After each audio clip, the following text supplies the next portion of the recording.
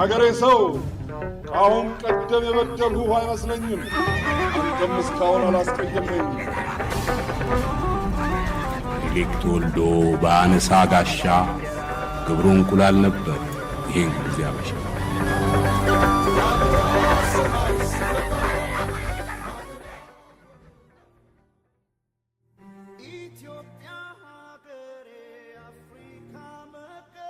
What a blessing, as Professor Cornel was, the adored professor of philosophy, the author of over 20 books, an international presence that many describe as the Du Bois of our time. And one cannot be greater than Du Bois. But Cornel approaches that particular label. Bringing Professor Cornel West realizes the dream of numerous Ethiopians who see him on TV, and some of whom have actually met him in person when he was in Cambridge at Harvard University for many, many years.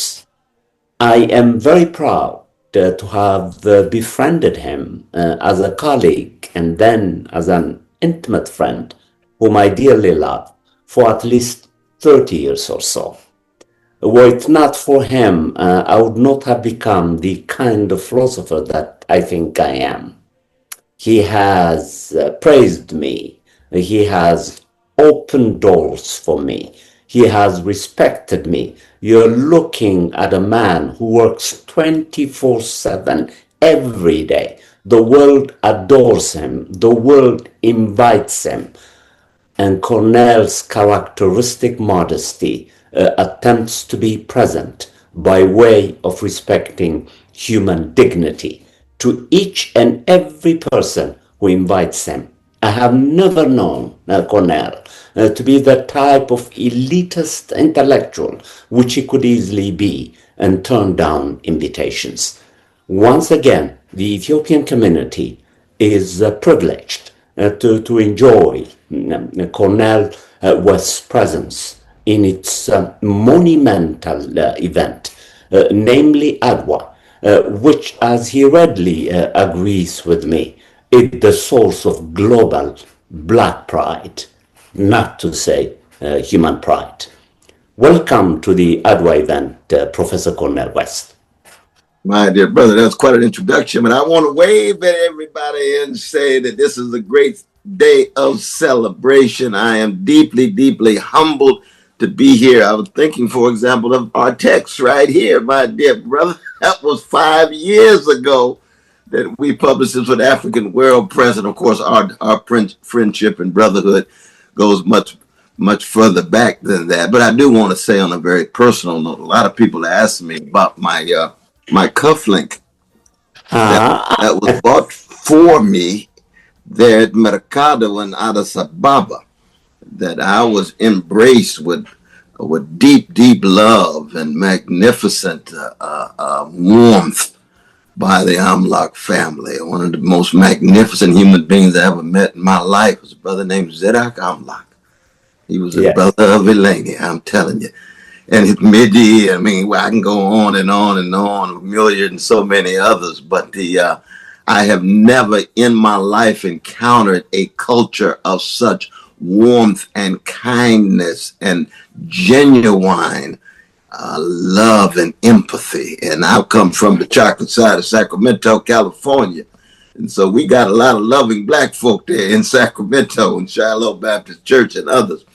But I must say that in my own life, I've really been transformed by the love of Ethiopians. And so I just want to say that, because when you think of March 1 and this magnificent resistance and victory of Menelik and the Empress and a whole coalition of Ethiopians pushing back Italian imperialists, it sent signs and signals all around the world, like you say, both in the black world, but in the world as a whole.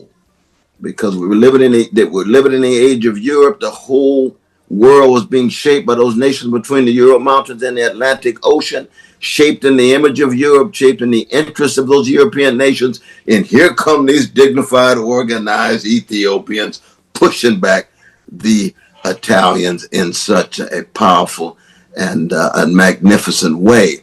And so I do want to say that I'm deeply humbled to be here. I'm so sorry I can't be there in person, but I'm there in spirit with my precious Ethiopian brothers and sisters. Well, Cornel, the love that you just described so eloquently, which is a characteristic feature of what it means to be Cornel West, is also collectively shared by Ethiopians. They have been asking me for the past 2 years to bring you to this event. I couldn't last year. And then I tried this year. You were extremely busy. But as I said in the introduction, it's just not in you to turn people down. You live what you preach. You are a Christian philosopher with a particular respect for human dignity across race, across gender, and across class. And of course, Adwa, as you will be dissecting it, has a universal and particular dimension. The universal dimension, of course, is the celebration of the resistance of marginalized and abused human beings, asserting their humanity by collectively resisting by any means necessary to preserve the sovereignty and dignity of what it means to be Ethiopian, on the one hand. On the other hand, I'm sure you'll surely agree with me, there is a particular dimension to Adwa, namely, it's the source of black pride.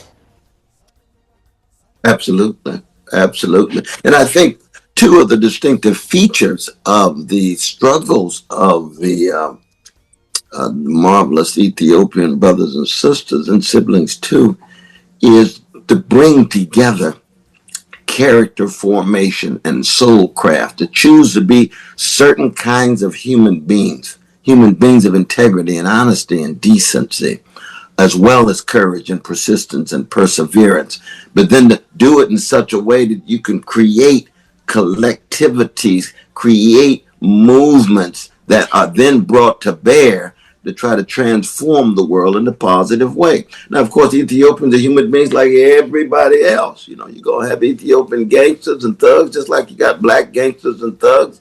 And when I was there in Ethiopia, of course, we were engaged in serious critiques of Mengistu at that time. And the ways in which it imposed certain mechanisms of repression. And in the name of liberation, you ended up with too much repression. Well, that's a human thing. But at the same time, Ethiopians, for me, always accented this sense of what it meant to be human and how you hold on to integrity, honesty, sensitivity, and community with memory that goes all the way back, not just Adwa, but all the way back, hundreds and hundreds of years to a great Ethiopian civilization. Mm-hmm. And Cornel, as you know, I'm sure knowing you, you have keenly looked at the theme of this event, which is carefully chosen, namely looking back, recognizing the present, and looking forward to the future. What is it that human beings, as human beings, could learn from Adwa? I think first and foremost, when you have a David versus Goliath situation, who would have expected that European nations with tremendous levels of military technology and support from each other, that any African nation would be able to hold on and resist? That Eritrea had already been subjugated and dominated, and it looked as if they were expanding beyond. And lo and behold, I mean, it's true, there were Russian and French rifles that Menelik and others had obtained. So there were certain European forms of military technology, but no one expected that any of the African nations would be able to resist any form of European colonization, going back to Berlin in the early 1880s in that famous conference where the scramble for Africa, the reshaping of Africa, and really just the stealing of African land and the exploitation, subjugation of African peoples. Now, Ethiopia itself, of course, when you get geniuses like Bob Marley and others looking to Haile Selassie as what? A man of great dignity, a man of tremendous power and so forth. Now, I'm critical of any emperor. I'm a radical Democrat, so I do want to make sure that ordinary people's voices are being heard. But at the same time, even given any critique of Haile Selassie, and he deserves criticism like anybody else, no one can deny his dignity. No one can deny his grace in the face of Italian colonialism in the 1930s. Because, of course, the same Italian nation will attempt to invade again nearly 40 years later and will have again relative success. And for 5 years, of course, will occupy Ethiopia, but Ethiopia will continue to resist. And so the important thing is, again, given the Europeanization of the world and the magnificent stance collectively and individually of Ethiopians resisting the Europeanization of the world and doing that alone on the continent of Africa. Now, all of the other African countries, magnificent brothers and sisters, marvelous brothers and sisters, but unable to do what Ethiopia did. And that's something that is not just worthy of our attention, but is something to build on. We need that same dignity, that same truth-telling, that same courage, that same forms of organization and mobilization with a stress on integrity, honesty, decency. I've always believed that I don't know of a nation that has leaders that are actually worthy of their people. And there's a real sense when I look at the history of Ethiopia and the everyday Ethiopians I met, oh my God, I don't have a language to describe their rich warmth and sensitivity. But too often when I've looked to the leaders of Ethiopia, I don't see the leaders worthy of the people. And that's an important thing. Now, in the United States is a little different. You see, United States is a little different when it comes to black people. The majority of Americans supported the enslavement of black people. That's why it didn't go through legislation. The Emancipation Proclamation was a military decision of Lincoln. They couldn't go through the legislation. The majority of Americans supported Jim Crow and Jane Crow of black people. We couldn't get an anti-lynching bill through the Congress of the United States in the 20th century. So you can see that there's a sense in which the American people themselves did have leaders who reflected so much of the worst of them. Whereas in Ethiopia, you got leaders who are not worthy of the people to the degree to which the people themselves are so ready, but the quality of the leadership doesn't meet the high standards of the people. That's not true so much in the United States, but that's another issue. That's another issue. I'm just here to simply say that as one who has learned much, whose life has been deeply touched and changed by my interaction with precious Ethiopian brothers and sisters on a personal level as well as on an intellectual level. And then knowing you, brother, because you are a towering figure. So many years there, of course, at the Berkeley School of Music, so many years at Brown University, now at Williams College, and so forth and so on. I can go on about how you represent so much of the best of the precious Ethiopian brothers and sisters I know. Incredible. You have always been so kind to me. I cannot even begin to fathom the depth of your kindness with such consistency, with such respect. I salute you. And my final question, because I know you're extremely busy, Cornel, and you can't give me more than half an hour. Even that is demanding too much. You simply don't have time. There's something that disturbs me, Cornel. Yes, In annals of global history, Adwa is not even mentioned. that's true. Each and every time I mention Adwa at Berkeley, at Harvard, I have to spend about an hour or two to introduce this Yeah, major. yeah. You can imagine my agony. I know. It's true. That is called American ignorance, intimately connected to American arrogance, thinking, in fact, that only certain histories are important and other histories can be pushed aside. But you would think even in Black communities, Adwa would be more well known. But that's also because even in Black communities, there is a stress on Black history. Harriet Tubman and Frederick Douglass and Sojourner Truth and Ida B. Wells Barnett, all the way up to Malcolm X and Stokely Carmichael and Fannie Lou Hamer, and rightly so.